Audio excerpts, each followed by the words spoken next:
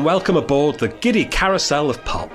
This is a podcast all about the legendary and hugely influential fortnightly music magazine, the swingerilliant Smash Hits, which ran from 1978 to 2006, and I just happen to have kept a load of copies from back in the day. So with the help of a couple of fellow pop kids, we're going to take one of those old magazines and have a look through it and see what we find. But first of all, let's do some introductions. I'm Simon, and with me is Gavin. Hello there.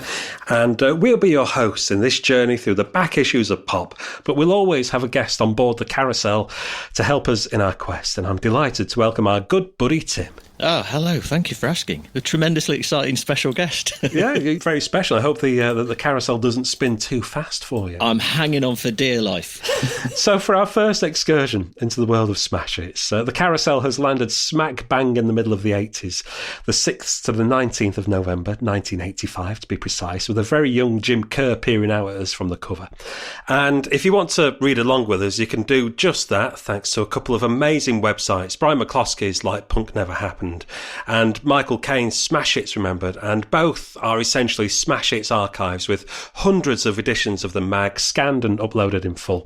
You'll find a link to this specific edition in the show notes, and that's not all. You'll also find links to Spotify and YouTube playlists which round up pretty much all the songs and artists featured in this edition of The Hits. We'll also be posting these links on Twitter and Facebook. Just search for the Giddy Carousel of Pop or Giddy Pop Pod. Now, before we get stuck in, we need to get ourselves in the right frame of mind, set the scene a little bit. So, what were we up to in 1985, Gavin? Well, I can tell you exactly what I was up to in 1985 because I still have my teenage diaries. Which ran 85 and 86, and I filled in every day. They were quite short entries for each day, so I managed to keep on top of things. So I was flicking through a couple of days ago, and really, me in November 1985, I seemed to be mostly mooning over a Welsh girl that I'd met on a recent school field trip, and exchanging love letters with her. I think I'd only met her once briefly and decided I was in love with her, and we exchanged several letters during November. She did ring me for about 15 minutes on November the 21st, which was kind of smack bang in the middle of this. She rang me, and I think I was very nervous and confused, and it said in my diary, I didn't know what to say for a while, which was me with girls in 1985 and for several years after. Saturdays I'd end up spending all my pocket money down at record shops in Birmingham or Solihull. I was living in Solihull, but Birmingham had much better record shops. So I can tell you exactly. Do you want to know what records I bought in November? Go on. Well, that set the scene nicely for you. So on the second Saturday of the month, I went into town with Dave and Brian. I bought a really good shirt. I bought Waterboys 12-inch of Hole of the Moon. Ooh. Long Riders, Looking for Lewis and Clark. Echo and the Bunnymen, Bring on the Dancing Horses 7. And Simple Minds Alive and Kicking 7-inch. Following Saturday, I was back in town. I only bought one single that week. It was a strange choice, really. It must have been like a second-hand single. Bitten by a Love Bug by the Revillos, 50p brackets. And then... and I also bought a paisley tie in Foster's that day for 49p. On the following Saturday, I went shopping in Solihull. I bought The Show by Dougie Fresh and the Get Fresh crew, and The Cure, Close to Me. And I think that was it for records in that month. Yeah, that was me lot. Although I did also make a Marillion tape for a friend at school. Did that friendship end soon after? Or? I think it did, yeah, because I was looking at the name and I was like, I don't remember who that was now. So I think it might have been the death knell in our relationship. And I did, I also bought a second-hand record off Darren Harris in school. He sold me the Unforgettable Fire LP for £2. I think maybe it wasn't what he was expecting, Bono had gone all Eno, and I think he was maybe wanting something a bit more strident, so he sold me that. So that was the kind of music I was listening to. And the other thing in my diary a lot was just complaining about revision, because I'd have been in the last year of secondary school and just getting really hacked off with having to revise for things. So so that was me. So I think it was quite in terms of pop stuff, buying lots of records, but my love life was obviously chaotic as a 15-and-a-half-year-old. And like I say, just complaining about my mum and my nan and the amount of revision I had to do. Well, that's exceptional detail. Thank you very much. I was going to say, I can't promise such a level of detail for every Smash Hits, but, this one, you're in luck because the diaries cover it. So, yeah, there we go. We need the R-tune Simon Bates music on when you're talking about your love life there. Gavin. Yeah. Oh, dear. Well, I'm a little bit younger than you guys. Don't want to rub it in but anyway. So I would have been 12. We were living in a very isolated little village in the middle of nowhere, sort of on the outskirts of the nearest city would have been Hull, and the nearest town would have been, I suppose, a place called Howden. So there wasn't an awful lot going on. And then in terms of records, I think at this point I'd got to the point where I decided I was going to be cool, and pop music was rubbish and cheap and naff, and I wanted to listen to proper serious music like U2 and Simple Minds. So I was becoming a horrific rock snob at this point. So yes, I was into proper music, I decided.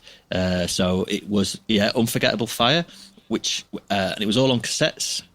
I think I would have got my first Walkman around about this time. Well, not a Sony one, it would have been a Sanyo or a Dixon's Own brand or something like that, but I was absolutely thrilled with it. And so very much the era of just like locked up in your bedroom, orange foam headphones on, listening to Unforgettable Fire over and over again, learning every single little detail of the music. I can't abide U2 now, but like I say, I think that was quite an interesting little precursor to sort of some of the music I got into later, because it's got obviously Eno on it, and there's loads of sort of weird krautrock influences and bits of slightly television and things like that in there, and sort of some of the guitars and everything. So in a way, I was getting some good information from that record, but I couldn't stand to listen to it now. Simple Minds I was listening to a lot, and it would have been the album that was what was the album after Sparkle in the Rain? Once Upon a Time. Once Upon a Time. So we were rinsing that. I was borrowing stuff off my older sister, including her copies of Smash Hits. She got them delivered, and I would read them after. And I eventually, because I wanted my own magazine, so I had to settle for number one. Which is a poor relation to Smash Hits, just nowhere near as good. And what used to really annoy me about number one was it didn't have so much colour in it. So Smash Hits, if you flick through a copy, it's just absolutely chock full of colour and gloss and excitement.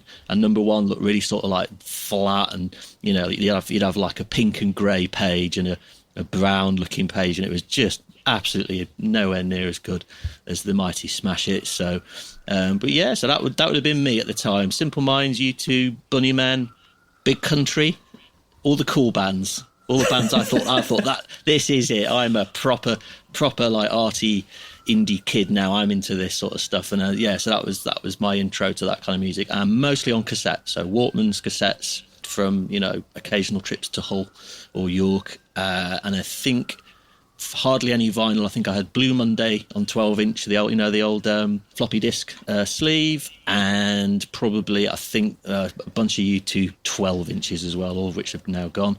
And that was pretty much me. But like I say, you only had a few things, and they got played to death over and over again. And then a few Howard Jones and Nick Kershaw 7s as well, like every other good pop kid. And of course now compilations and Radio 1. That was where music came from. Yeah. I mean, would you have been listening to the chart show, watching Top of the Pops and all that kind of stuff? Absolutely, yeah. So even though I started to become a horrific rock snob, I would have been sat in front of Top of the Pops every Thursday without fail, probably going, oh, what's this rubbish? It's not a patch on Johnny Swallow, the B-side of Fire by U2. And definitely Radio 1 on in the car, Radio 1 on, all day, every day, pretty much, whenever we got a chance to listen to it. That was just essential. And taping the charts, like I'm sure you guys would have been doing, waiting to find out what was number one. And then I bet you guys did this thing, did you? And are we don't want to get too Peter Kay, eh? You remember Curly Whirlies? What's that all about, eh? I don't want to get too Peter Kay on you, but I bet you guys both did this way. Did you do your own radio shows and record them and play stuff off the radio? And I not only did my own radio show, I did a school radio station. Wow. Oh, wow. Called 10-Up Radio. It would have been around about this time with my friend Liam Shaw. 10-Up was the Emmanuel News and Print. The Emmanuel News and Pop. That's what it was. Wow. And so it was like what was happening in our little part of Sheffield, and then just cribbing stories out of smash hits.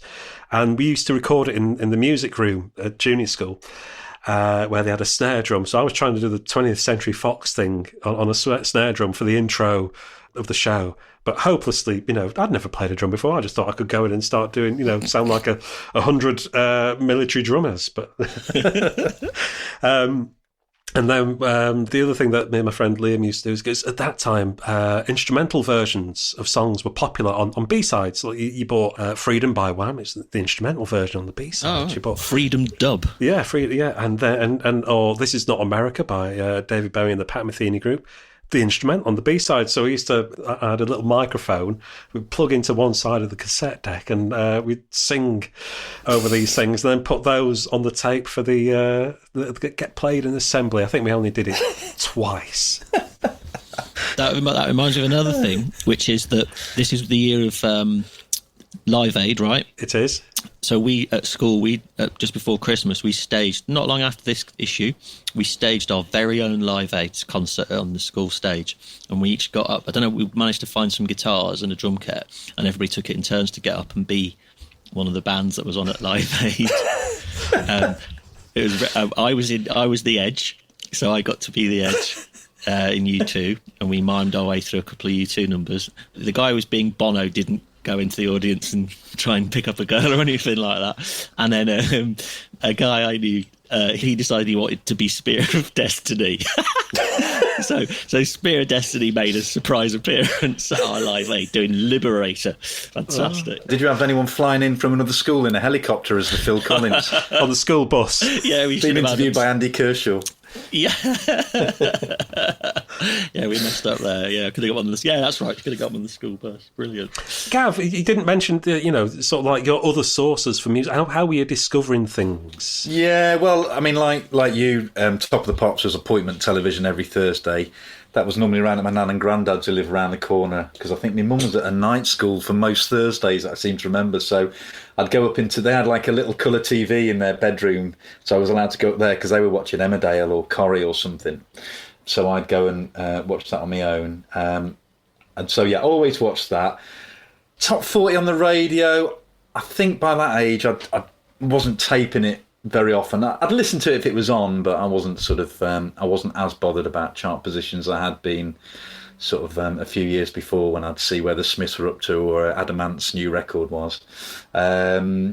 Whistle Test I'd watch every week because I liked that, and I liked Mark Ellen and Dave Hepworth. I feel like I knew where I was with them after growing up with them in smash hits. The Tube, it's one of those that I remember fondly, and yet probably half the stuff that was on there I really didn't like at all. I always seem to remember them having Tina Turner on most weeks, or the Eurythmics, Yeah. They did have some... they kind of waxed and waned a lot, didn't they? They had some really quite interesting people on, like people like, Edward Barton and Virginia Astley and The Fall and stuff. And yet they'd also have, the Power Station on and, like big rock bands. And it wasn't... As much as I hate this word, curated, but there was no curating going on, really, was there? It was just like a real strange mix, which was fun and exciting, music, but it was very hit and miss, So I didn't always watch it. Well, by this time we'd got a video recorder, and not only that, we got a new tape deck. So we got a dual tape deck. So that meant I could just tape an hour and a half of the top 40. So I would start recording it at 5:30. Wasn't bothered about what was happening between 5 and 5:30. And I'd just let the tape run and then listen to that all week, and then just copy the songs that I wanted over to another tape. Wow. Amazing. And then tape over the full 90-minute tape again. And I used to do the same with the Tube and Whistle Test as well. I'd tape those every week and then just transfer, because I got my dad to make up a lead that connect the video recorder up to the stereo, and it was... Yes. Oh, it was mind-blowing. And so I'd just copy across the songs that I wanted. So Edward Barton, it was that I've got no chickens, but I've got 5 wooden chairs. I've got 5 wooden chairs. Yeah. I take it you've still got all these tapes as well, have you? Well, what do you think? I'm saying yes. I've still got all the Tube and Whistle Test tapes I've got, and I've still got all my tapes from Live Aid. We didn't have a video recorder at that point, but I recorded it all on a bunch of C90s. Did all hand drawn covers for it as well. And Top of the Pops, like Gavin said, appointment viewing. My earliest memories are watching Top of the Pops when I was like 2 years old. And how old am I in so I just turned 12 in November 85. And we just got the video recorder, and I was taping the whole editions of Top of the Pops every week and wanted to keep them, but my dad was like, no, VHS tapes are too bloody expensive. So we bought the leads so we could go. I went round to my cousin's house, connected it up to his video recorder, and copied across the songs that I wanted. There's a theme developing here. But in terms of like, you know, buying records and stuff like that, this was the year that I'd really got into buying records as they were coming out. So not just waiting for them to appear in the ex-jukebox rack in the newsagents, but actually going downtown, and I was allowed to go downtown on my own, and going to, you know, the various record shops in Sheffield, and went down there with my birthday money and all that sort of thing, and bought the records that I like. So Tim, like yourself, I was turning into a bit of a rock snob by this point, but still listening to the top 40, watching Top of the Pops, and getting smash hits every week, which, well, every fortnight I should say. The one that I've got here still got my name written on the front by the newsagent in the T of smash hits, written in little letters across the top, Galloway. I just remember looking forward to that day. Was it Wednesday? I think it was Wednesday. Yeah, that was just so exciting, waiting for smash hits to land through the letterbox, and I was to wait until my sister had it, and then I would get them. And we kept them, and we read them over and over again. If you got into a band later on, I'd start going through the old issues, looking for anything at all, any trace of, I don't know, New Order or something when I started listening to them, and go back and, oh my God, there's an advert for them, and put that on the wall, and there's a tiny little gig review or something, or an album review or something, and things like that. So yeah, they were our little archive, and that was where you got all your information from. So that's why it was so exciting. Top of the Pops and Smash Hits. I mean, the main reason for me buying Smash Hits was, well, not me, because my mum used to pay for it. Let's see, how much was this one? 43 pence, this particular... 43p. I was just looking for anything about David Bowie. Any news about David Bowie at all. Just a slight mention of Dame Dave would be enough for me. We'd be extremely shortchanged by this issue. Yeah, well, it would have been, yeah. But near a whiff of the Dame in here, is there?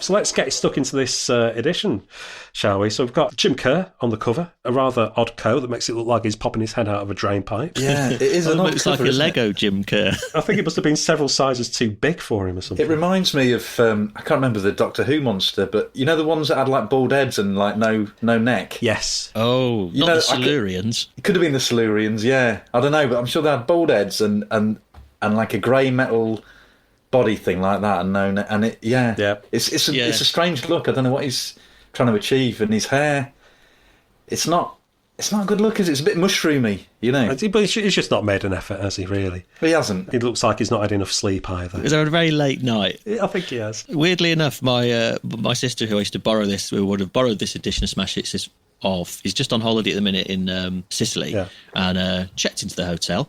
You never guess who the owner is. It's only Jim Kerr from Simple Minds. And Jim Kerr's nephew's on reception. How about that? There's no memorabilia to speak of apart from the guitar that was on the front of... They did some terrible acoustic sessions album or something, and there's a guitar on the front with all their song titles written on it, and now it's hanging on the wall. So maybe that'll come back with it, we'll see. Yeah, how about that? He's done all right for himself, hasn't he, old Jimbo there with his little hotel. Is it on Airbnb? Can we have a look at what it is? Yeah, get online. Just Google Jim Kerr Hotel. There's a advertorial in one of the newspapers where Jim Kerr tells us about his favourite place and just happens to mention that he has a hotel there. It looks very nice. Apparently it's very nice. Worth a visit. If you're ever in the area, call in. What do you know? We've got hit songs by Eurythmics, Kate Bush, Madness and many more. Simple Minds are headline artists on there. We've also got features on Siouxsie and the Banshees, UB40, a small one on Paul Hardcastle, a bit of a live report on Go West. It says Howard Jones, but I'm not quite sure what the Howard Jones feature is. Oh, no, it's the... it's just the centrefold, isn't it? Oh, well, we'll save that. We'll save that. That's going to be a special moment when we get for that. I needed sunglasses for that. And Duran Duran, the film.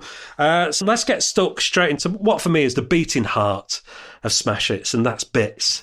Yeah. The fortnightly roundup of tidbits and news and little competitions and things like that. Gavin, anything take your eye on the first couple of pages of Bitz there? Well, just on the very first page, it seems really kind of incongruous that Cocteau Twins get a mention, you know. The spooky old Cocteau Twins. A 4-track 12-inch, the spooky old Cocteau Twins. Which I was like, straight away, I was like, well, that's strange. I mean, just the language in these things is hilarious. That picture I think Tim mentioned in a previous email when we were discussing this with Bauhaus, and the article just starts, and just goes on for like a sentence. I don't know what came over me. The Andrew Ridgeley story caught my eye, which again, it's a great example of the language of Smash Hits, which, if you haven't read it for a while, it actually seems very, very strange coming back to it now, but I think we just took it. It was just normal back then, but there's absolutely nothing normal about this. So Andrew Ridgeley pictured in his car with a lady possibly sat in the passenger seat. And it says, "Oh, look, Andrew Ridgeley's found himself the rather attractive chicklet," that's in inverted commas, lots of inverted commas, "to kiss and canoodle with in public. He dragged the poor girl along to smelly old Silverstone racetrack the other week. I was so eager to get back to her that he crashed his racing car after only one lap so they could have lots of slurpy tongue sarnies in the pits. Horrible oily place where cars are mended. She's called Donia. Why do pop stars' girlfriends always have such stupid names?" And that wasn't me. That's what was written there. And very spooky. This Blitz reckons she and Andy look incredibly similar. They don't. No, not that much. No, she's a bit pouty, isn't she? But that's it. Andrew looks just a little bit confused there. I think that was his default look, though, to be honest. As Gav was saying about, they were mentioning Cocteau Twins. The Sonic Youth get a mention as well. They do. Which is really strange, about them doing a gig. There's Deutsche Amerikaner Freundschaft down there on page 5.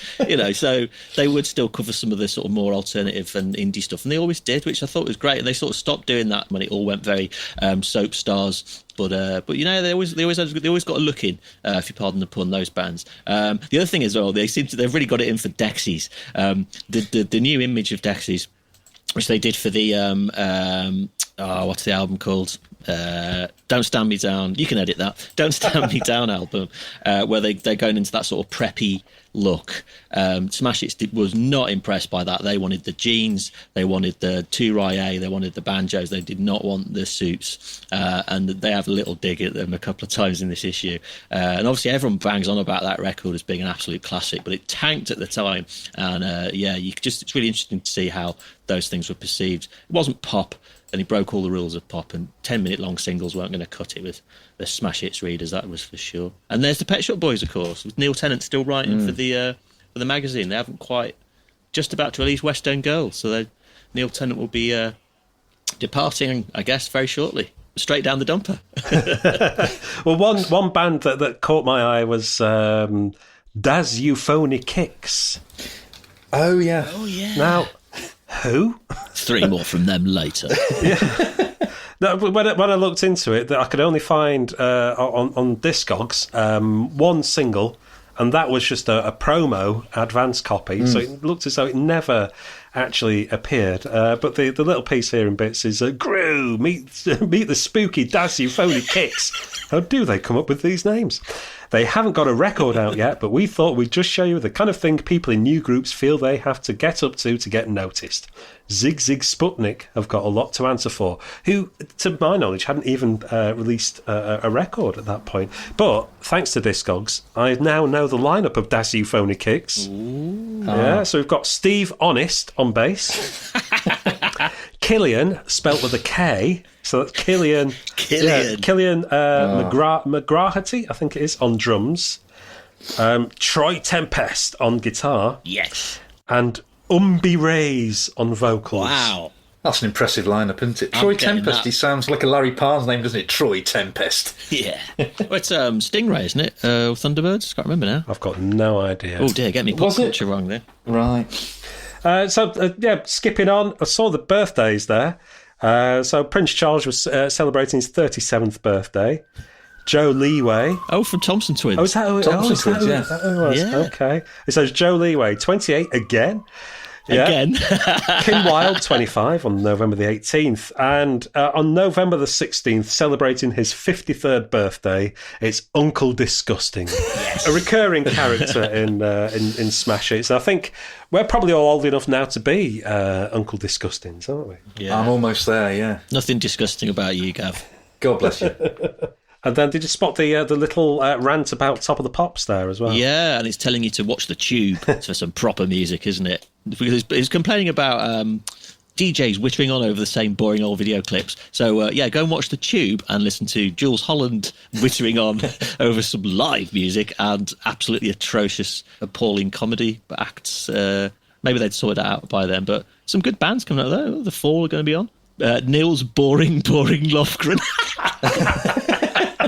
Excellent, that's great, isn't it? The Cults and Cameo. Oh, yeah. It's not bad. And just above that, Tim was talking before about listening to Once Upon a Time. You could have won in a competition one of those slidey puzzle things of the front cover. Wow. Imagine that. I would love one of those. That you can literally rearrange Jim Kerr's face. Yeah. I think competition entries may have closed now, Tim. I think you're out of luck. Oh, is it too late? I think so. Have you seen it says answers on the back of a parallelogram? No, I think the best way to proceed is just to turn the pages. Otherwise, we're going to end up ripping the magazine apart here. What do we find? It's the fragrant Siouxsie. Now, I was reading through this. Like I say, it was very strange coming back to Smash It after a long time. And I was reading through this and thinking, but when are they going to talk about the music? They don't, do they? Not really, no. And I guess that you would have known the music. And if you were interested in Siouxsie and you knew the music, then you're not going to want to read about it. It's not like you're reading The Enemy or Sounds or Melody Maker or something like that. Well, Smash Hits, you looked at the pictures, you looked at the lyrics, you looked at put the posters out and put them on your wall. I mean, and then read the stuff you read. I don't remember really reading the interviews. I remember just reading bits and the letters and maybe the singles reviews. Just those are the bits that you read. The interviews were just a bit of a sideshow, really. And they're all quite short. They're only like a page long, aren't they? So yeah. It was all about the visuals, really, and just flicking through it. I don't remember reading this bit, I have to say. No, this one gets quite dark, doesn't it? There's bits about children being... there's a bit where they talk about child abuse and children being left in drawers to die, and she says, if I had a 4-year-old daughter and she were molested and left dead in a ditch, then honestly, what would you think? I mean, it's not your standard kind of kids pop interview, is it really? And the other thing that made me laugh about this was that we find out that the rest of the Banshees are in the next room watching snooker while this interview's going on. So it's all very strange, really. So we get to our... is this our first lyric? I do believe it is. I still dream of organ on. Can only be Kate Bush. Yes. Cloud busting. I remember seeing the video for this as a supporting feature at the cinema. And it is quite a filmic thing. It's got Donald Sutherland in there. So it's how I always think of this song now, is sat in that grotty little cinema waiting for Back to the Future to start. Also, these lyrics in here, 85 gets a bit of a bad rap. I think people tend to say it's the day, when the 80s started to turn a bit sour, people tend to say that the early 80s were the golden era. But there are some absolutely cracking tunes in this. The Grace Jones, Slave to the Rhythm and Cloud Busting. Just reminds you that there were some really good tunes around. It is one of my favourite years of the 80s. I think because it was that year that, like I said, I started buying stuff brand new as it was coming out, whether it be Go West and Redbox or the Style Council and David Bowie, whatever it was, I was going out and buying it. So it has a special place in my heart this year. But yeah, I mean, it like I say, it does get bit of a bad rap, but for me that's 1986, which is that year's totally down the dumper. Yeah. Is Howard Jones having a baby? We still don't know the answer. It must be like a miracle of nature. It's the longest gestation period. So this is the Get Smart column, which is got a burning question, which Linda Duff used to do. Has Midge got any friends? Yes, I love that. Can you find out if Madonna reads any magazines, and if so, which ones? Yeah, this is anything except Playboy brackets, nigga. Yeah. As Suggs of Madness seems to be interested in young guns, I don't know where that's going. Could you tell me the name of his children and any other names he likes? So why would you want to know Suggs from Madness, his favourite names for kids? Well, there was no Google. So this is what you had to do in those days. Well, I guess you're right there. I hadn't thought of it in that way. There's a night out, by the way, isn't there, with Midge, Steve Strange, Marc King from Level 42, Bob Geldof, and Nick Beggs from Kajagoogoo. That's a base-off right there as well, isn't it? Old keep Nick and Mark separate. They're gonna clash. Oh man, that's a party I want to be at. It's going to end in a fight that night, isn't it? Yeah. And discussing Marc Almond's hairdresser. Yeah. As far as I know, this is the question. As far as I know, nobody's ever mentioned where Marc Almond gets his hair cut. So where? And that's Steve Rolland in Derby asking that question. The answer to which is the willing sinner has his barnet thoroughly seen to every 6 weeks by Scottish snips person Graham Stewart, who is a friend of the legendary Jane at Some Bizarre and especially flown down from Aberdeen for the job. Cool. I mean, that's living the life, isn't it? Yeah. Fly your hairdresser in to do the old Marc Almond barnet. So we skip on a few pages. We've got a couple of more song lyrics here.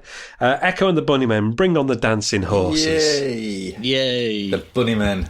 Yeah, I went out and bought this double pack 7-inch with a John Peel 7-inch for free in there. Oh, lovely.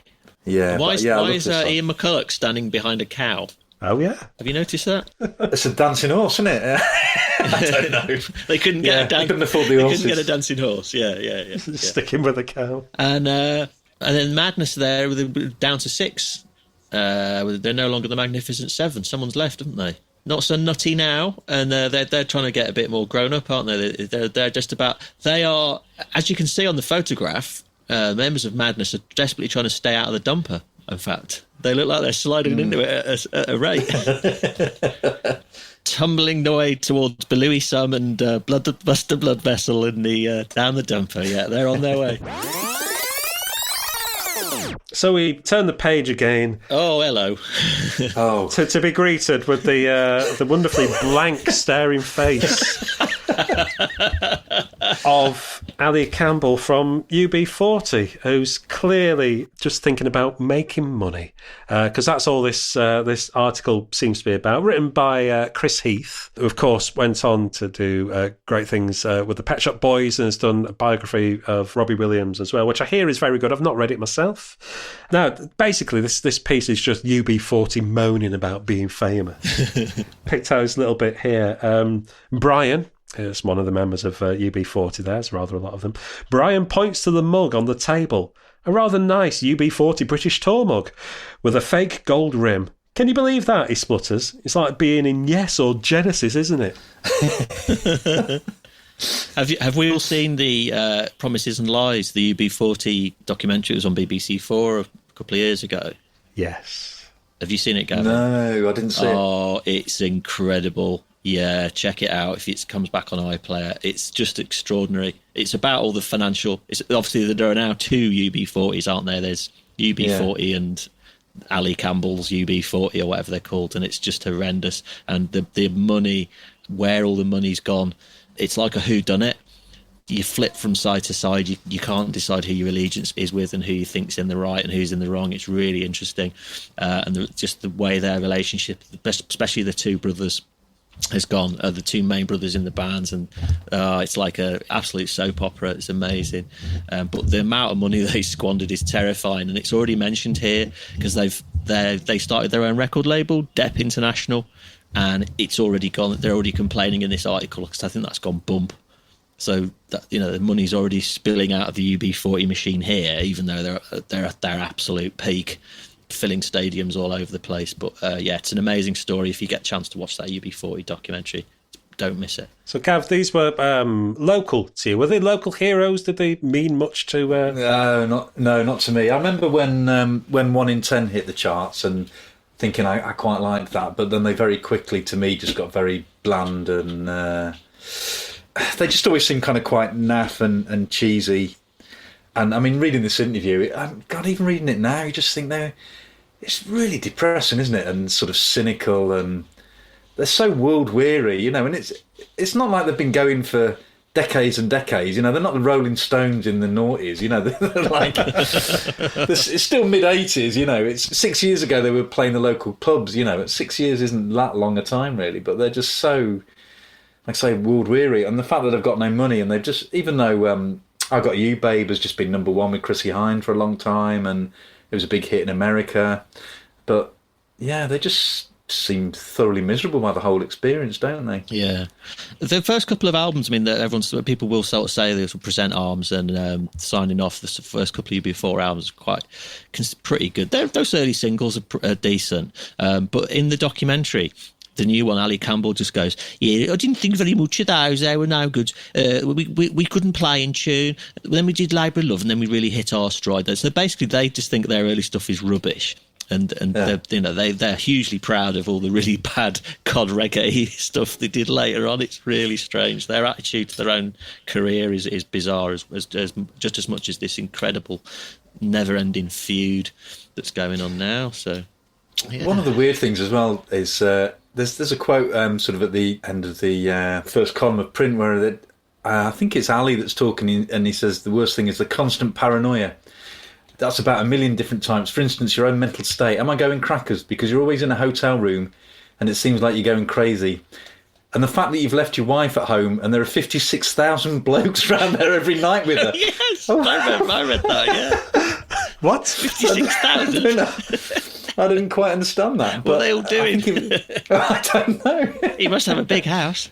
Well, yeah, 56,000 blokes around with his wife every night. They're also not a nice place to be, UB40 in 1985. No.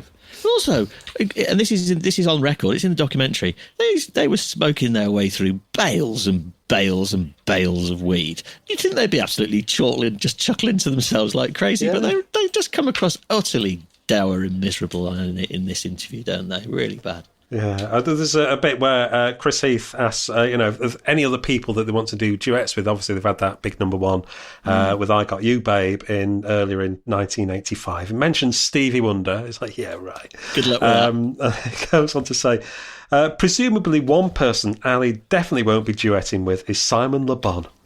He remembers when UB40 and Duran Duran, both of them still unknown outside Birmingham, used to rehearse next door to each other at the Rum Runner Club. I used to watch them, he sniggers. They're all into black leather and charcoal round the eyeballs. We don't know them now as people, and I'm sure we wouldn't want to. I find what they say in interviews is offensive. They're apolitical and thick. They don't even know what they are because they're stupid. All Simon Le Bon does is talk about clothes, tries to sail around the world, but sinks in Portsmouth. What can you do with that? Well, bands were not as guarded, were they, in these days about the stuff they said. They didn't have PR people going, "Ooh, don't say that." And there's no Twitter, so you can't start a Twitter spat with Simon Le Bon. Nowadays it'd just be uproar, wouldn't it? But you'll see quite a lot of this, I think, in the hits. You'll see some little spats and things, slings and arrows being lobbed. They even have a go at Nick Hayward. Oh, I was going to say, yeah. Gosh, poor old Nick. Leave Nick Hayward alone. Come on. So we'll turn a couple of pages here. Little advert for Shakin' Stevens' new album and cassette, Lipstick, Powder and Paints. An advert for Sade's second album, The Promise, not The Promise, just Promise. From John Menzies. £5.29, John Menzies. Quite a deal. And we get to the personal file of Suggs of Madness. So we already know what his choice of names would be if he had about 10 kids. But it goes through the standard Smash It style questions on this one. Any leap out to you pop kids there? Well, I'll tell you one that does. Does anyone listen to the Richard Herring podcasts? Yes. So he does emergency questions, and he puts a book out of emergency questions, and they're all just ridiculous things, like things like have you seen? They're Smash Hits questions, and one of the ones he asks is have you ever eaten sushi, which is a ridiculous question. And there it is, on page 31. Have you ever eaten raw fish? You mean sushi, says Suggs out of madness. But he's a bit ahead of his time there, isn't he? Yeah, so there you go. Yeah. So my favourite question is, do you have funny yellow stuff on your tongue when you wake up in the morning? The one that I enjoyed, it follows on for the raw fish sushi question. What's the most horrible thing you've ever eaten? I can't do Sugger's voice. I had this little package in a Chinese restaurant one, thanks. It's Chinese restaurants. Yeah. It looked like pastry, but in the middle there was a duck's foot. Oh. It wasn't until I was given it a good chew and took it out and had a look that I realised what it was. It had all the claws on and everything. It was horrific. About the same as eating a McDonald's. Dear. That sounds truly horrible. It does sound rather vile, yes. So moving on, we've got the concerts. If you'd been an avid gig goer in 1985 or November of 85, the bands that you'd been able to see possibly coming to a town near you. The Style Council are in Leicester, Gloucester, Blackburn, Edinburgh and London's Wembley Arena there for 2 nights. New Order doing a couple of dates. That is some classic appalling organisation by New Order. They were famous for this. So they've got 2 gigs. They've got the Hemel Hempstead Pavilion and London Hammersmith Palais in the same week. I mean, that says it all. That was how they rolled. They just put some gig venues in a tombola and pick them out at random, and then they do the same with the set list. God love them. Yeah. Fania and Cannibals are playing Maxwell Hall in Manchester. What's that? That's Salford University. Okay. Yeah, and The Fall was supposed to do a gig there, and it was quite recent, not long before the old boy died, and it got cancelled because I think they were worried that the floor was going to collapse. Some sort of structural, it was a bit of a structural issue. I've never heard of any gig ever being held at there since. But yeah, I was all set to go to see The Fall in Maxwell Hall. So there you go. Oh, okay. If you're an Elton John fan, you're in luck at the St Austell Coliseum and also at the Birmingham NEC as well. Actually, those dates are in December. But Captain Sensible. Yay! Now, look at these dates here. This is what I call a tour. Yeah. I get on my grumpy old man or Uncle Disgusting soapbox about this. Quite often when you see, so-and-so on tour, and it's just like, it's 3 dates at arenas, that's not a tour. That's just a few shows before. I bet they're not playing Egham Royal Holloway College, are they? No, and you look down here, and how many of these places, get bands playing there now? So you've got Folkestone, Coventry, Loughborough, Preston. Redcar. Yes, Swansea, Bath, Guildford, University of Surrey, Worthing. I mean, that's probably the most lively thing happening in Worthing that evening. I say that, I can say that, I've got relatives who live there. Cheltenham, Redcar, Durham University, Hull University and Bradford University. That, ladies and gentlemen, is a tour. That is a tour. All in 1 month, packing it all in, going around all the various student union and little grotty club venues in the country, up and down, in a transit van. That's proper, that is. I bet in Worthing they still talk about... Do you remember that night in 1985 when Captain Sensible came into town? And there's still people meet up in pubs like on the anniversary every year and raise a glass to the good captain, I remember it like it were yesterday. Yeah, fantastic. Yeah, good old captain.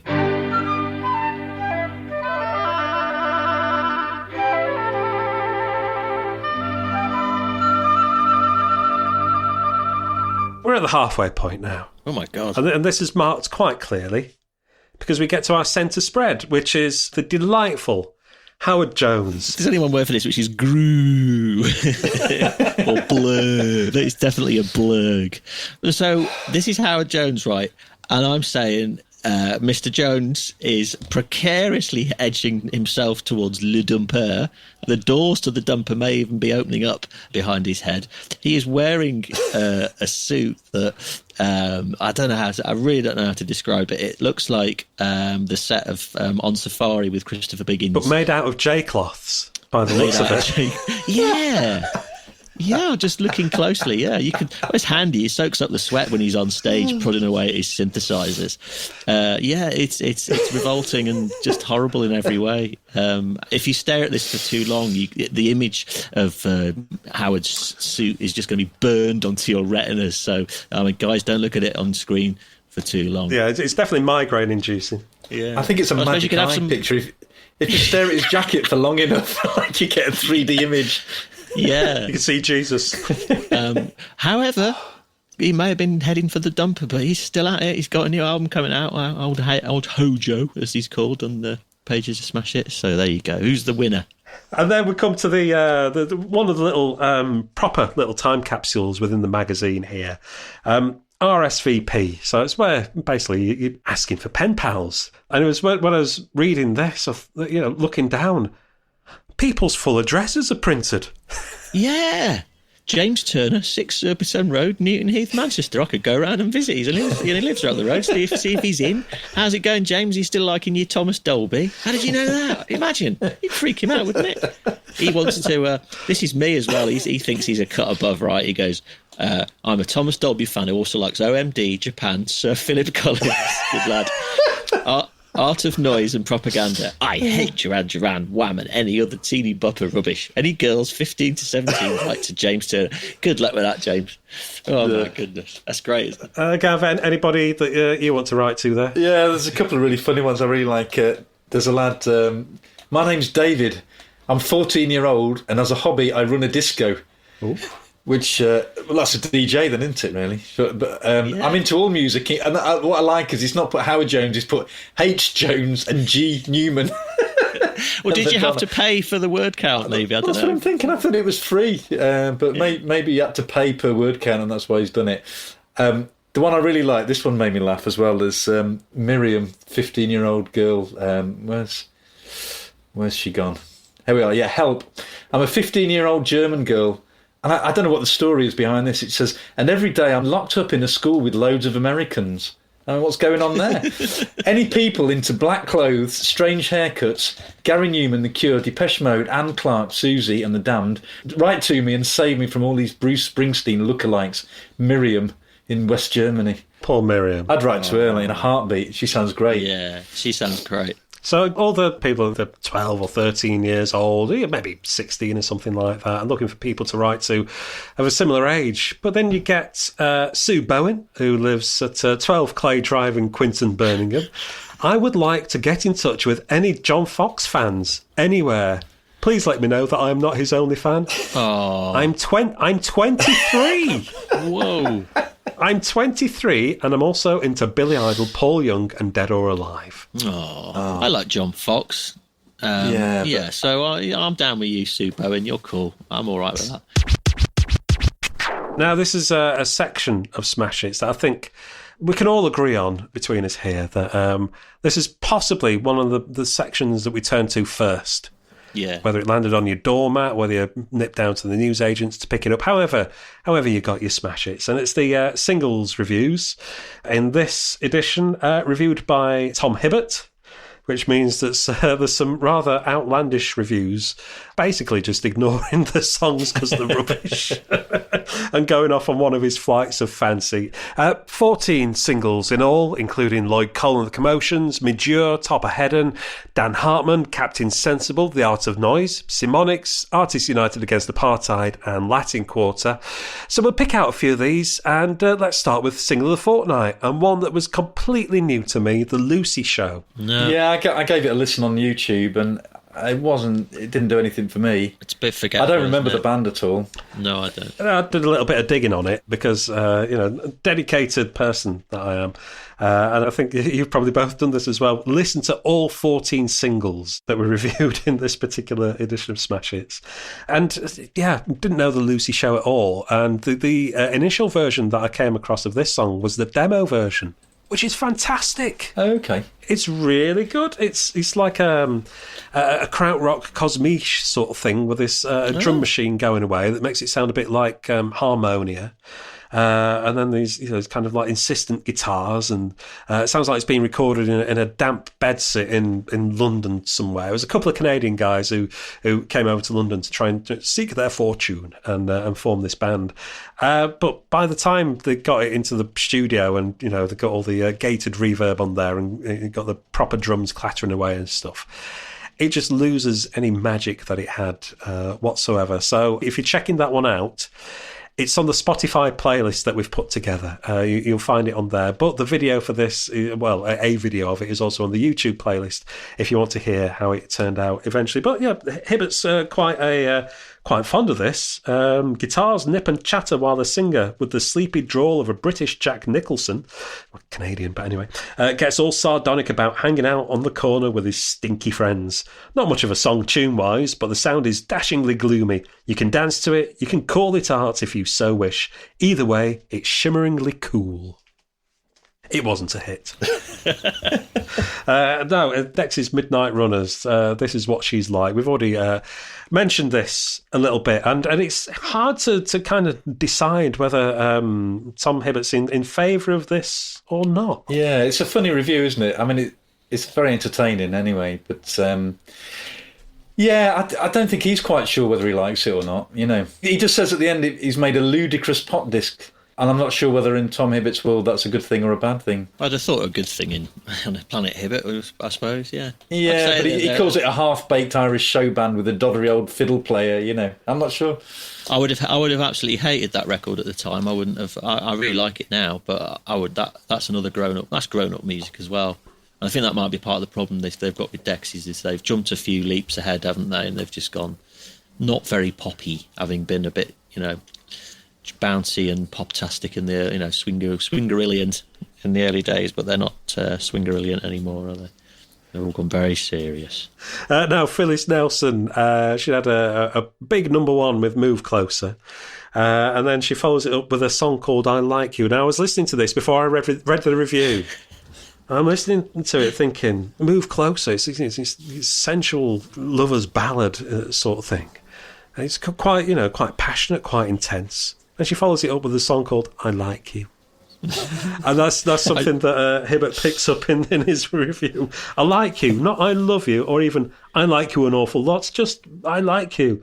There's a little sign of passion in the song. It's no Move Closer, is it? It's pretty forgettable, this one as well. Poor old Phyllis. I'm wondering if it's kind of like this song is sort of a sequel to Move Closer, and then she got cold feet, and so the guy moved closer, and then she was like, oh, I'm not really into this, and then it's like, oh, I like you. You know, it's and the next one after this was probably called It's Not You, It's Me. And that would be the 3 singles. Proper smash its territory with the next one then. There can't have been a fortnight gone by since this band appeared on the scene in 1982 that they weren't mentioned in smash hits. And I'm surprised that this didn't get single of the week. It is, of course, Wham and I'm Your Man, which, you know, my sister, she was a Wham fan at the time, so I had no choice but to listen to them. I didn't mind this one, quite enjoyed this one, although listening to it now, it does strike me very much as Freedom Part 2. It's got that Motown kind of thing going on. Yeah, I mean, at the time, I wouldn't have liked it at all. I didn't like Wham. You know, I was, like Tim was saying earlier, kind of more into what I thought was the more serious grown-up music, like The Cult and you know, The Mission and The Alarm and Big Country. But you know, yeah, it is a good single, right?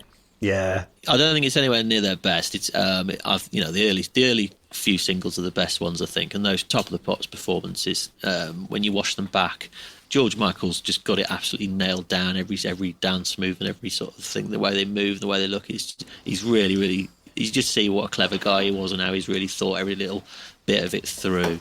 But yeah, I remember this being such a big deal at the time. Is this the very last single? It was, I think it was next to last. The Edge of Heaven was the last single, and I think... oh yeah, and they'd got that big Wembley gig lined up pretty soon, hadn't they, where they were going to basically, you know, call it a day. And yeah, I just remember this being like a massive big deal at the time, yeah. The video for this was filmed at the Old Marquee Club down in that there London, and quite a few of these songs recorded off Top of the Pops at the time. I remember my sister being very entertained by George Michael's tambourine skills, because he's giving it some quite heavy action into his crotch in the video. But when I've looked back and tried to watch this video on YouTube, that's not in there. So I don't know if it's been censored or, you know, re-edited or, you know, just kind of like, you know, gently swept under the carpet or not. So I'm going to have to dig out my old VHS tapes. When you see the tambo crotch. Yeah, smashing it into his crotch there. Tom Hibbert's very much in favour of this one. Yeah. It says, a dignified hit. G. Michael is a proper star. Not entirely sure what Andrew does on this, but no doubt he does it very well too. It's very diplomatic, isn't it? Andrew does fuck all on this record. It's still like all the others. Now, the Pet Shop Boys making... I would guess this is... Because this is their second single proper after Opportunities. So I'm guessing Opportunities made an appearance in Smash Hits. But this is the one that took them all the way to the toppermost of the poppermost. I went out and bought this single, West End Girls. Still, absolutely amazing record. Your thoughts, gentlemen? Absolutely agree with you. I mean, I'm not one of these people that sort of avidly follows the shoppies. I haven't really kind of followed their career beyond the first couple of albums. But yeah, this record still, it's one of those where it gets the hairs on your back of your neck go up. It's a stunning record. Just the production, the really moody sound of the synths and everything. And I remember just being struck by how weird his voice sounded. He's got that really clipped kind of English. Sometimes, that really sort of slightly camp, but very, very sort of, well-spoken voice over the top. It's just brilliant. And it's aged very well, I think, as well. Absolutely cracking single. That should have been single of the week, but maybe they didn't want to be too nepotistic towards their own staff member. This is it. They're on their way now, aren't they? To definitely right in the middle of the Giddy Carousel of Pop right now already, aren't they? So, it's what you're saying there, Tim, about how well it's aged. It really has. It still sounds great, and it's still really, that image of the Pet Shop Boys is the one that still sticks in people's head, isn't it? From that video and them just walking around disconsolately, around I guess it was set in London, wasn't it? I think the video, the two of them moodily walking along. I was going to say there's some great parodies of the video as well with Flight of the Conchords, the Flight of the Conchords one, and I think Raw Sex did a great Pet Shop Boys kind of parody as well that you can find on YouTube. But this is where they really kind of arrived fully formed, wasn't it? And this song was it was massive for a long time, wasn't it? Yeah, but it is. As time goes on, I appreciate the Pet Shop Boys more and more for just how different and how special. How different they were and how special they are. And I feel like that about a lot of pop music. I think we possibly took it for granted at the time. Definitely, just all these great songs were coming out one after another. You think about something like Ghost Town by the Specials. And we just accepted it. Yeah, it's a good song, but we just accepted it. It's a pop song. It's on the radio. Yeah, and then I heard it. I think it was last year before. Just really loud with a really heavy bass.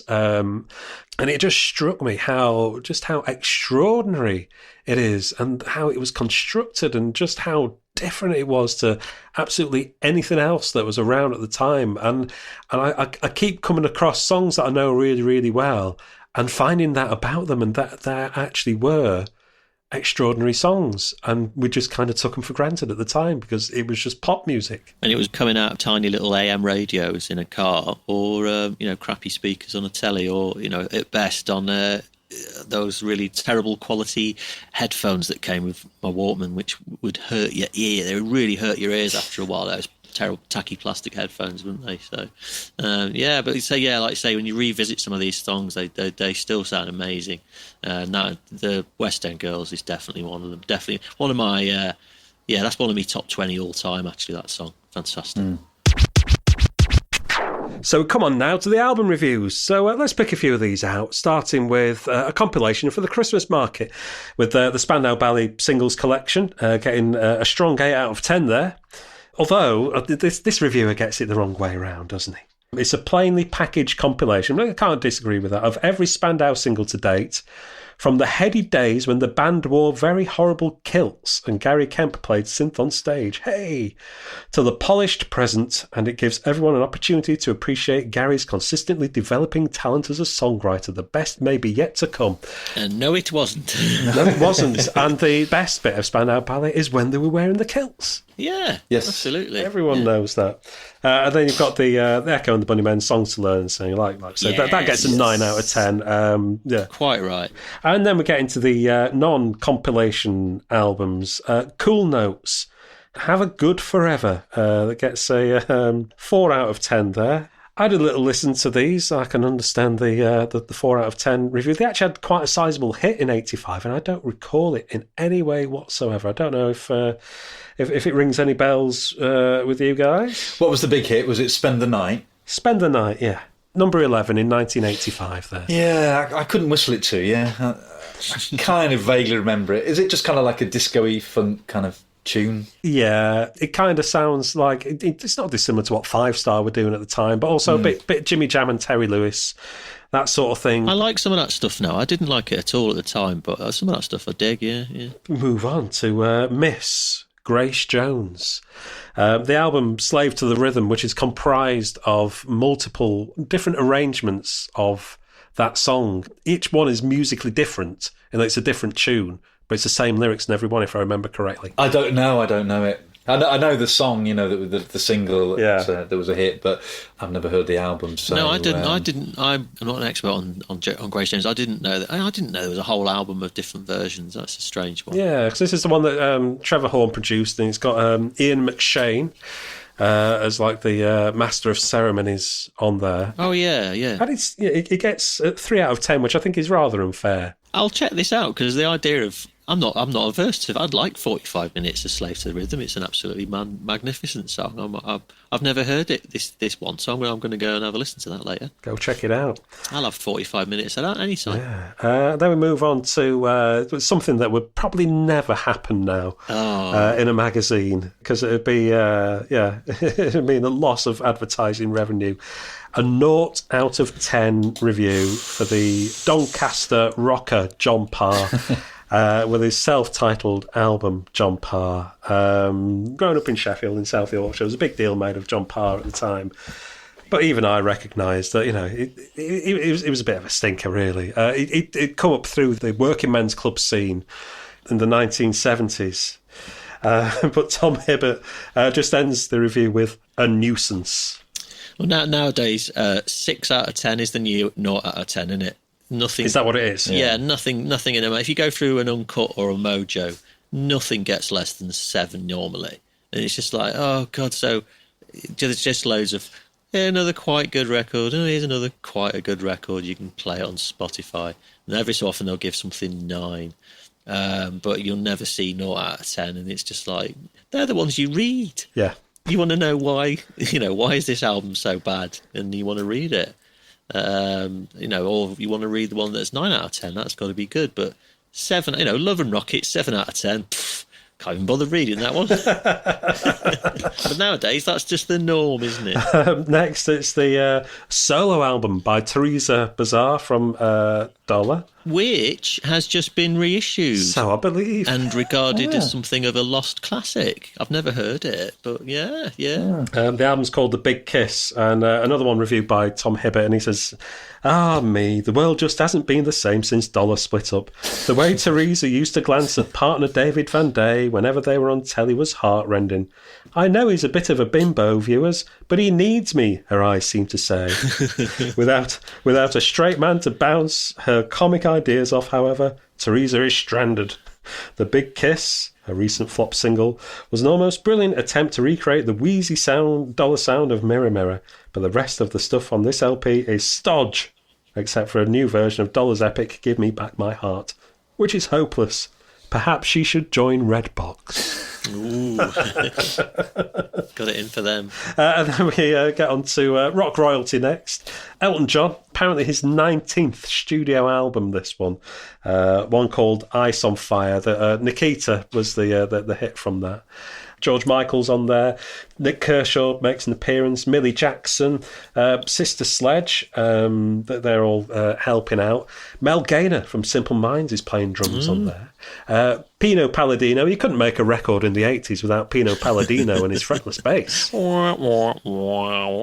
So he's in there, as are Roger Taylor and John Deacon of Queen, giving it some drum and bass on one of the tracks, apparently. This gets 5.5 out of 10. And it says it's disappointingly old-fashioned. I listened to the opening track, though. It's proper, clattery 80s stuff that Instantly forgettable. I don't know if anybody else has got any opinions or thoughts they wish to share on Elton John of the 80s. You couldn't pay me enough money to sit down and listen to this record. Now, and I've never even heard it apart from the singles, but, it just sounds fucking awful, doesn't it? Really, let's be honest, really bad. Nikita's a stinker of a song, isn't it, as well? Yeah. But, I mean, he was still, fair play to him, he was still having big hits. With this around this time. Well, I think it's the Live Aid bounce. Yeah. I don't want to keep harping on about Live Aid, but it was, that event was really good in terms of business for what we would call now heritage acts that were on there. Yeah. Queen, Elton John, people in Status Quo got back together after doing Live Aid. So there's that thing, and it's kind of like the point in pop music where it starts to turn round on itself. So because you've got the CD starting to come in, lots of stuff being reissued. So record companies are realising that they can make money out of the old stuff and they can make money out of the old guys. So you get this whole kind of, this sort of split of pop music carries on, but then the old heritage acts are starting to starting to milk it, but not really delivering the goods with the new music.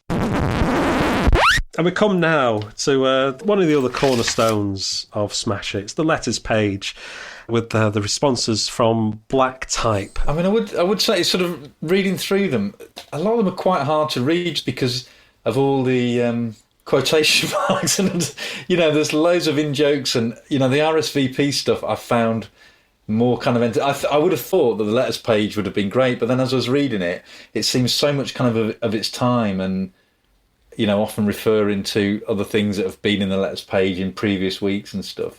I remember finding this hilarious when I was a kid, but it hasn't aged that well, has it? And the humour, which I mean it's Hibbert, but the humour is a bit sort of stout pint of foaming ale, ye stout yeoman of the bar. It's a bit goon show, a bit Python-esque sort of. Do you know what I mean? Yeah. And it doesn't come across well, but it's like an ongoing soap opera. So if you'd have been reading Smash Hits on a regular basis every fortnight, you'd just be in on all these. These are memes, aren't they? Before there were memes on the internet, and you'd be in on all these in-jokes, and I would just be chuckling like mad to this stuff.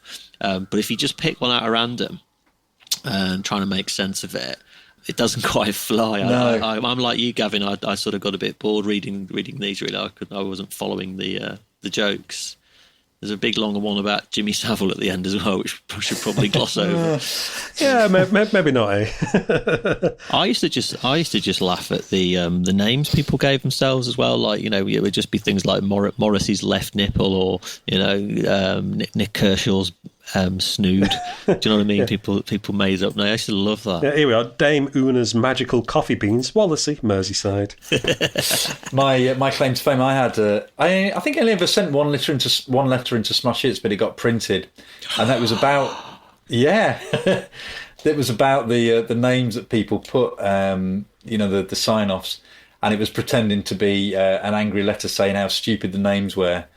The only one I remember that I complained about was someone had signed off as Jimmy the Hoover's dust bag, and my name was Bad Vibes Solihull. And wow, yeah, I had it cut out and everything, but I've lost it now. But it'll be scanned somewhere. We'll find it one of these days. You need to remember what the issue was. It'll be up there. Yeah, Simon's probably got a copy of it. It's probably behind my sofa right now.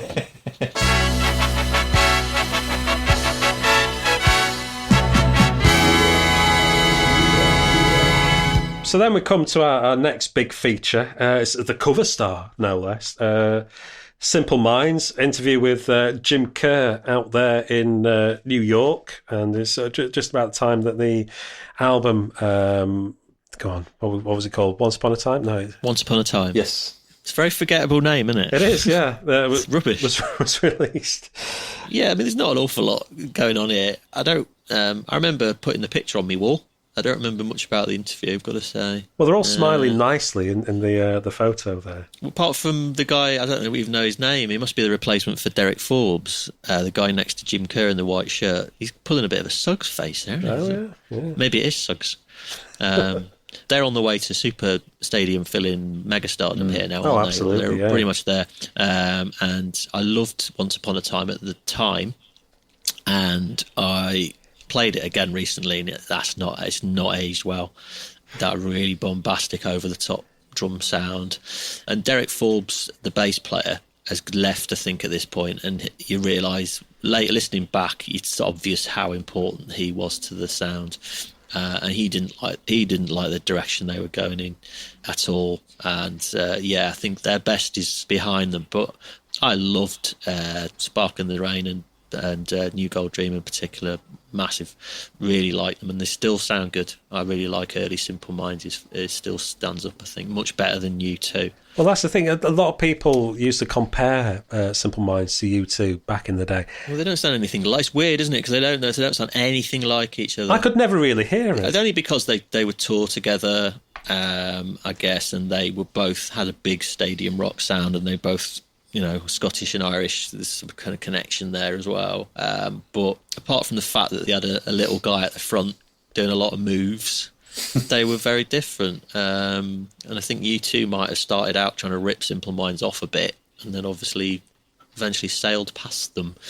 But I've still got a soft spot for these guys. I like them.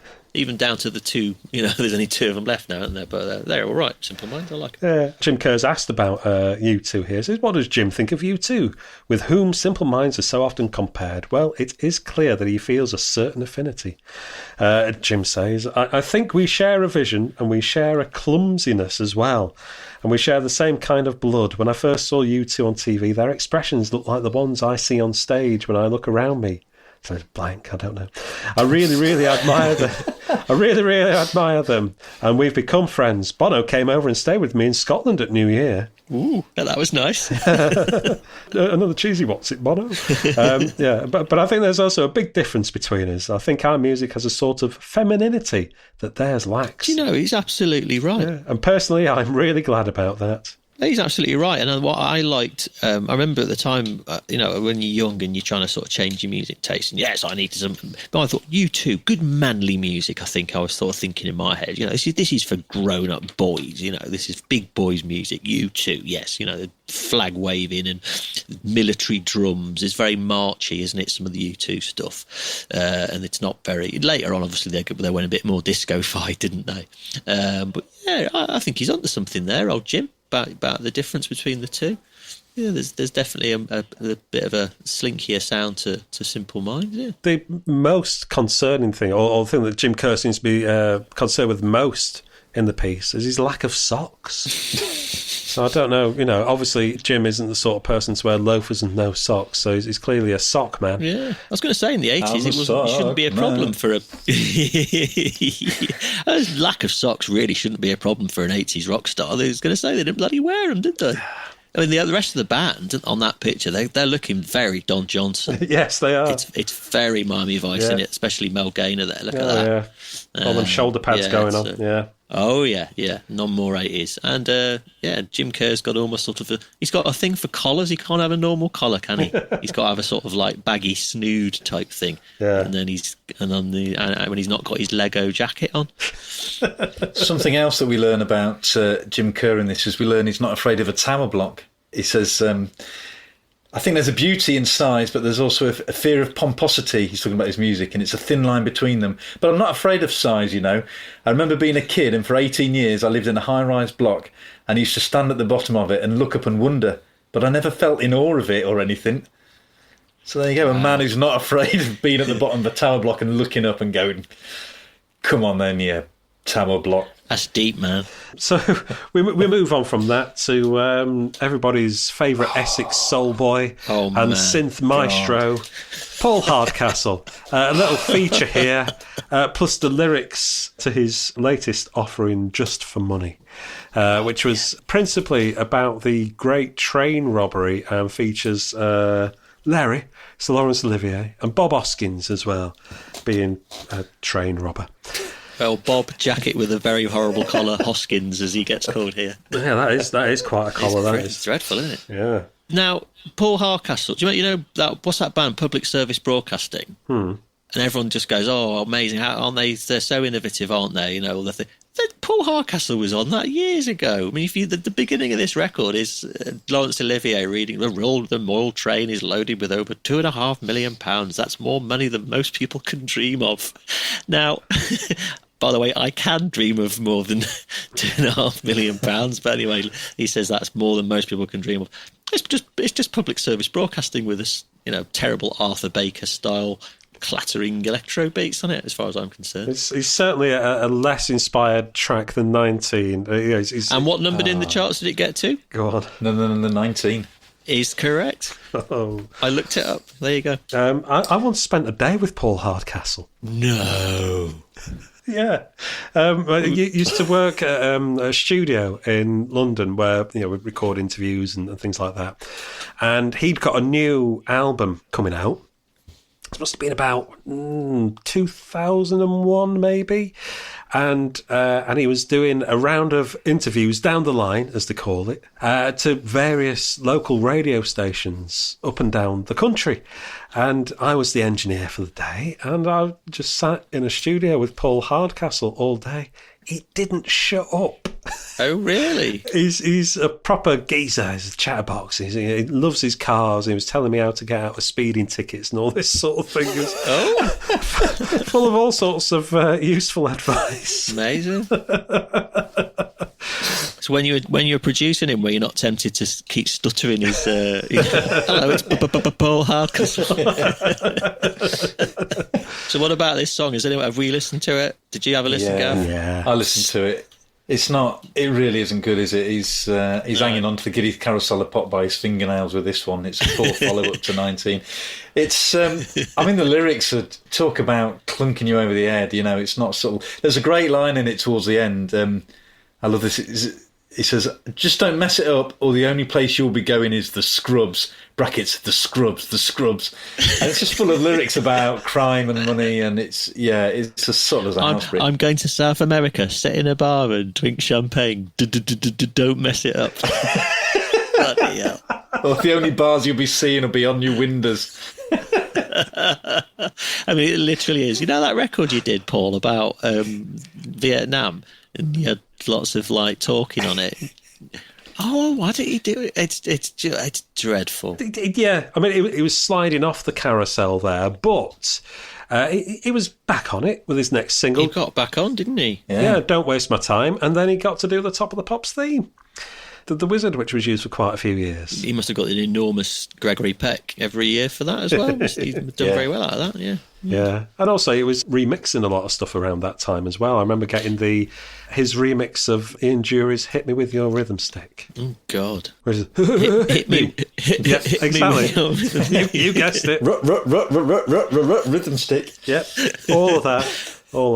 Also, I've got a mate who's a massive jazz funk obsessive, and he swears blind that some early stuff that Paul Hardcastle did in other bands that's considered to be really, really high, decent of the genre. He's correct. Oh, right. Yeah, it's true. There you go. Yeah. Moving on now to the Waterboys, and Gav, this is one of the records that you bought. Yeah. Was that your pocket money or newspaper round? How were you buying these things? How did I get money? I had a better way around. Oh. So I used to do that, and then I think at the same time I'd been working down at the Games Workshop shop in Birmingham New Street Precinct as well.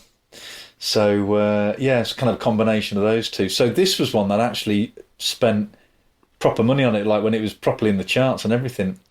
I didn't wait for it to go into the bargain bin. I loved this. I still like it now, actually. It's still... I think just because I listen to it so much, it still kind of takes me back, I get quite nostalgic when I hear it. And I had this was the only page of this magazine that I'd put up on my... a lot of my wall decorations in my bedroom were pages from Smash Hits. And, this one used to be on my wall. Because, it's not a typical one for a teenage lad to have. A picture of Mike Scott. It looks like he's got one eye in this photo. One eye and an incredibly large hat. It's got rust spots on it as well. Is it? Or is it cigarette burns? He's been flicking his fags on it, hasn't he? Yeah, maybe. But this is a great tune. Do you two like this song still? Yeah, I do. Yes. Yeah, I do. Yeah. I didn't like it that much at the time, but subsequently I really like it. I think it's brilliant. I'm not a huge Waterboys fan, but this is, it's just it's unarguable. This song, it's magnificent. Yeah, I mean, I wasn't much of a fan either. I just liked this song, and I never really liked anything else by him that much. But also, I wouldn't have been impressed by the head. I love the headline there. A group with one person in it who writes songs about rainbows, unicorns, schmittars, and prints. I wouldn't have been impressed by that when I was 12. But now I'm like, yeah, bring it on.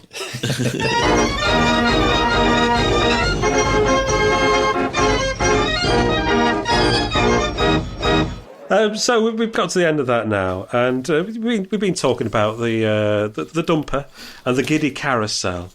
Who do you think then? Because we've got the benefit of hindsight now. Well, nearly everybody on these pages is, they're nearly all still going. Yeah, and you'd be, it's an old cliche in it, but you'd be thinking, these bands won't still be going when I'm pushing 50. And nearly, apart from Matt Bianco and some of those bands on the singles reviews, Lucy's Show or whatever. Apart from that, they're nearly bloody Shaking Stevens. They're nearly all still going. Yep. Albeit in those 80s rewind festivals are keeping some of these people's careers in check. But Lloyd Cole there, he's just got a new album coming out, getting lots of good press. Still packing them in. UB40 is still going in 2 different bands. Madness is still packing them in every year. You could say maybe that Dexys at the time, and again, Dexys are a band that are still around now and are very influential and well loved and respected. But at the time, I think they were certainly heading for the dumper, weren't they? After the heady days of Come On Eileen and so on. Were Duran about to slide into the dumper a little bit? Because they were starting to look a bit old-fashioned by then, weren't they? I know they still had their fans, but they were kind of usurped by the Aha boys, I guess. Absolutely, definitely. They look really old-fashioned. They look ridiculous. Those Mad Max outfits just look so ridiculous next to Aha. No one's having that, are they? They look a bit laughable. But I think, have they still got View to a Kill in them? Yeah, so the View to a Kill had been out that summer, and then the band had kind of split 2 ways. So they've split now, haven't they? You got the Power Station, and you've got Arcadia. And I think Duran, you can also just see mountains of cocaine. Basically, that's what's going on there, and a yacht. Yeah. No, because I think they shed a few members and then came back with a Notorious album. I think that was in '86. But they've got a few rounds left on the Giddy Carousel. They left in them, haven't they? Yeah, I mean, they came back quite respectfully with Ordinary World. Yeah. And then they've just kind of maintained a level, I would say. Yeah. Yeah, the carousel slowed down for them. Yeah. But they can still pack them in, can't they? And still played on the radio. They're all right. They're not as good as they think they are. My only thought that it really is 85 better than I remember thinking. Well, if you mentioned 85, I'd have been like, no, it's all music was on the slide a bit then. But actually looking back at this, no, it's great. There's loads of good stuff in it. I'm going to revisit. I was always a bit of a 1981, 82, 83 guy, and I'm going to check myself and revisit 85 a bit more as well, having flicked through this edition. Because it's another good year. I think it's certainly not 1986. No. I think for pop music as we knew it in the 80s, this was the last good year.